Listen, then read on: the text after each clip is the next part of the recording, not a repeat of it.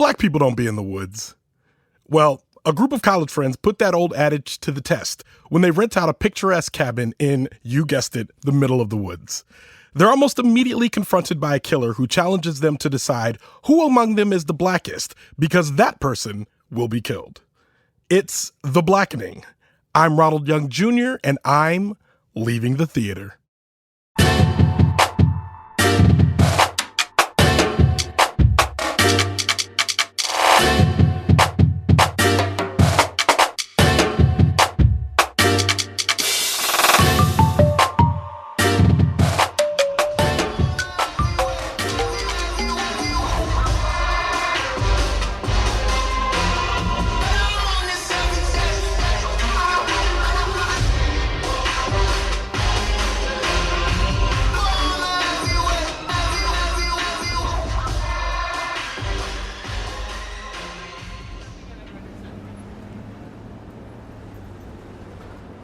All right, this is Ronald, and I am leaving the theater after seeing The Blackening. The Blackening, directed by Tim Story, written by Tracy Oliver and DeWayne Perkins, starring Grace Byers, Jermaine Fowler, Melvin Gregg, Mayo, DeWayne Perkins, Antoinette Robertson, Sinqua, Pharoah, Yvonne, Orji, and Diedrich, Bade. And of course, for a complete cast listing, you can always check out the link in our show notes. Now, you probably can tell this show is a little bit different. It's probably a little bit noisier in the background. That is because I am in New York City after the Tribeca Film Festival, and I am not here alone. I am here with...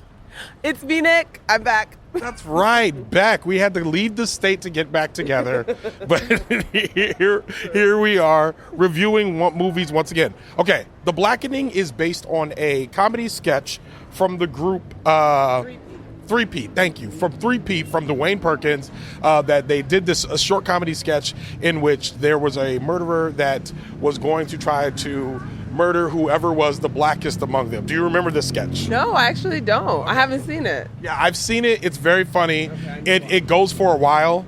At one point they say, kill so-and-so. She uses the N-word with the ER. Which is, I was like, it's just very, very clever.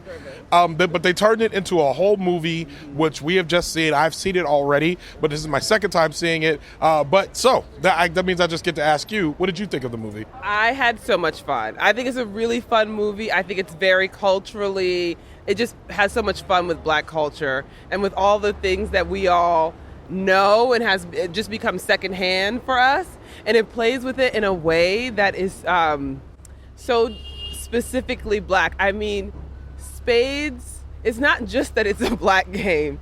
It's that the playing of it and the not playing of it is a very ingrained Black thing. Like, the premise is so believable of just like the things that make you Black and the things that don't make you Black, using the N-word, just all of it. Yeah. I thought it was just such a fun look at our culture. Yeah, I agree. I think we talk a lot about playing spades, but the lore around learning to play spades. That's so Black. Yeah, it's one, and we don't talk about it. The conversation's been coming up later as like Black Twitter and more like Black avenues of communication are being featured. Mm-hmm. And it's one of those things where we're having moments where we're now all realizing that it is way more relatable that there's a bunch of jerks at the party that are treating everyone else worse because they keep reneging. Right. And that comes up a lot in this movie. And also, no one's going to teach you how to play. You have to learn as a child or you're out. I did not learn. Yeah. So I do not play. And it is always a thing. And it does make you feel bad. Like, of course, you laugh it off because but then it's like, you guys, I'm still Black. You have to say I'm still Black after you say I can't play. You really have to hold on to it. My sister learned how to play spades when she went to a JROTC summer camp in high school. And then she came home and taught me how to play spades. Oh. And it was incredible because my parents didn't play. So, but my sister taught me. Now, the thing is, I don't play regular enough to remember how to play. Mm-hmm. However, if I were to sit down, I could fake it until I make it. The problem is you don't want to fake it and then renege in the middle of making it. Well, okay, so and the talk of spades is just important because it's just a very fundamental, culturally important thing to being Black, but only to Black people. That's the fun thing too, is that they're playing with elements of Blackness that are specific to Black people. Yeah. And so these are not the things that we would put forward to prove to white people that we are black. These are the things that you have to specifically prove to black people in order for them not to take your black card. Yeah, agreed. And I think it's funny, the idea of the taking of the black card comes up in the film. And I think the idea of, it's funny because we always often say that black people are not a monolith. And most of us logically know that's true. But there's sometimes, and I think Spades is one of those things where and there's Spades, there's movies. Have you seen The Wiz? Or I've never seen the movie that has Richard Pryor, Eddie Murphy, and Red Fox in it. I don't know. There's a black person yelling at me right now on there. It is also Touched by an Angel. Della Reese is in it. She's in it too. Yeah, so we were just at yeah, they're talking about shooting 1989. Yeah, exactly. Yes, and yeah, exactly. It's probably Lynn Yellow. Yes. Harlem Nights. I've never seen Harlem Nights, and I've had. Okay, great. So the thing is, me and you are both movie people. So it's like, how did we miss that one? But again, it's one of those things that you get your black card pulled. Back to the movie. In terms of it being a horror movie. You don't watch horror, neither do I. How did you feel about this as a horror film? I thought it was fun because it's all the things that, as a black person, you want to see people do in a horror movie. I like that they did that. I love that they did that. It wasn't too gory. Yeah. I appreciate that. Yeah. It wasn't too scary, mainly jump scares. We got a lot of jump scares, but it's so focused on them and their relationship to each other that the killing is it's just a vehicle for them to talk to each other, which I guess maybe all horror movies are, but this one in particular was just like, I want to watch them in a scene together. Yeah. Oh, the bad guy's coming. Okay, whatever. I want to watch them in a scene together. They have great chemistry. Yeah. The dialogue is very well written. Yeah. I think DeWayne Perkins is a breakout star. I want to see him in everything. And just mostly because he just was so versatile in this movie. Like he gave both what we expected and what we did not expect, like just over and over again. There were times in which it felt like they were setting him up to be like the queer person in the movie, and he was not that. And I appreciated that. But I also appreciated that him and everyone else was indicative of the spectrum of blackness, because as black people watching this, we could say there's a lot of diversity in this movie. I don't think everyone else can see that, though. I mean, I would hope so, but maybe they can't. I don't know. But it does. Every black person in it you recognize. Yeah. I will say one of the characters was like a cartoon and didn't need to be a cartoon. Yeah. Clifton Carlton.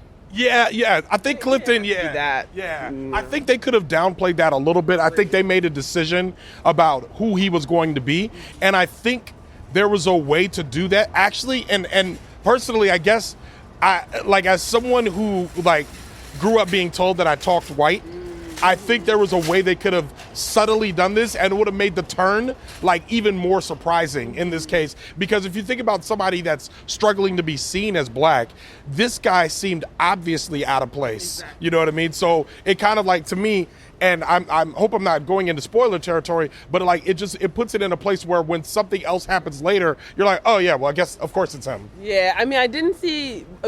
Yes, I think that there was just a more fun way in the ways that they play with everybody else's blackness to play with the idea of the black person who everybody says is white, the black Republican. Yeah. There was a less cartoonish way to portray a black Republican. Yeah. And they alluded to it early because when he first comes on screen, they call him Carlton, which I'm like, oh, okay, we immediately, we all know who that is. So I think, they could have done that probably a little bit better. But other than that, I think sharp writing, good movie. Yeah. What do you think about the franchisability of this movie? Do you think there's a Blackening 2, Blackening 3? Do we go for it? Because there's 7 Screams. I don't think there's any reason why there can't be at least 1 or 2 more Blackenings. But you can't do it well. No, you can, but I think they deserve to get paid. I think they deserve to get paid, but maybe they have a new idea. Yeah. I mean, sure, there can be more. Maybe there's going to be more. I think it's fine if there's more. They will get increasingly worse. We know that. Yeah. So it's fine. But this one is solid, and if it could stand alone and enter the canon of black movies, a bunch of bad ones, we're not going to talk about Rush Hour 4. No, I don't. Didn't even remember it. One, Yeah. So they can make more, but we're only going to talk about this one. Yeah. Sister Act 2 made it. Yeah. Are there more Sister Acts? There's Sister Act 2. They're working on Sister Act 3 currently, which and I think it's going straight to Disney Plus, if I'm not mistaken, or straight to some streaming service. So we'll see what happens with that. All of that being said, it's our favorite time. How would you rate this movie out of 5 stars? Okay, I'm going to give it a 4. It's so fun. I would absolutely watch it again. I think the characters are like compelling and well written. And here's what I took away from it.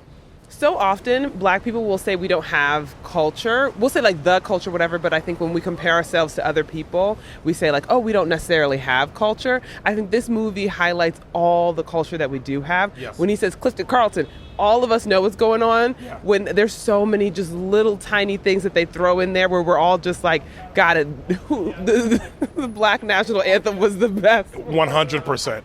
Because all Black people would have the same challenges that they had in the movie. So I just think it just made me feel really proud of how fun it is to be Black. It made me feel really proud. Actually, I was thinking about us because the power the power of Black storytelling, like all those Black movies have shaped Black culture. Yes. And are in us heavy.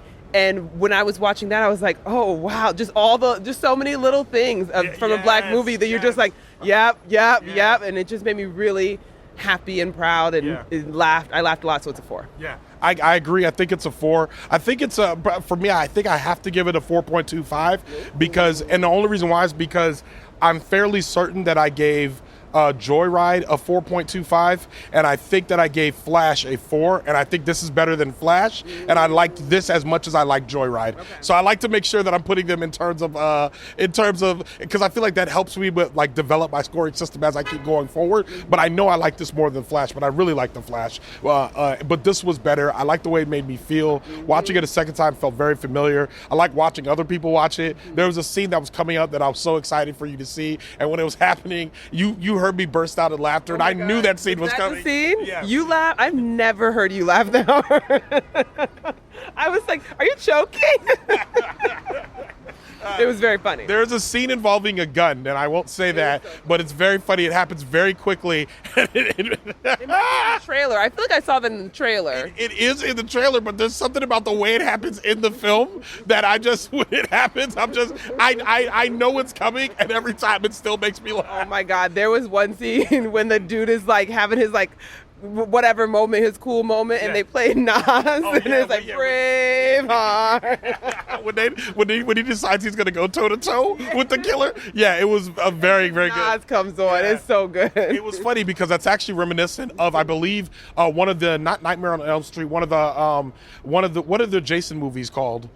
Whatever the Jason movies are, one of them is when a Black guy actually turned and tried to fight Jason. He ends up getting killed, but he like squares up with him, and everyone talks about it. It's like one of the legends of Black Twitter. So very interesting. But I think I like a 4. I think it almost makes me think, should I knock the Flash down a bit? But you haven't seen it though. But you should knock it down because there's no way it's as satisfying as this. It's not. No, but that's why I'm saying like. That makes me think that I like this more because I'm thinking about the Flash. I'm like, I kind of want to watch it again. Mm-hmm. So I'm like, I know it probably would stay up, but if it knocks down, it probably wouldn't go down below a 3.75. We're going too deep into the weeds now. You are. You're doing the math here. Yeah, that's me. If I do it at 3.5. All right. Well, with that, Leave It in Theater is a production of Oh, It's Big Rod Studios. Alexandra Ketch of Byers Studios mixes the show. Thank you, Alex. Show art from Heather Wilder.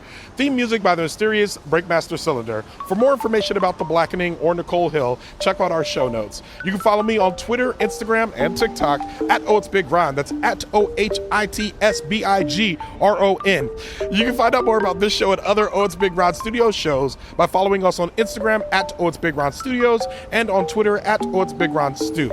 Leaving it Theater will be back soon. Thanks for listening. Thanks for listening. And thanks for being on the show. Oh my God, thanks for having me. Tribeca.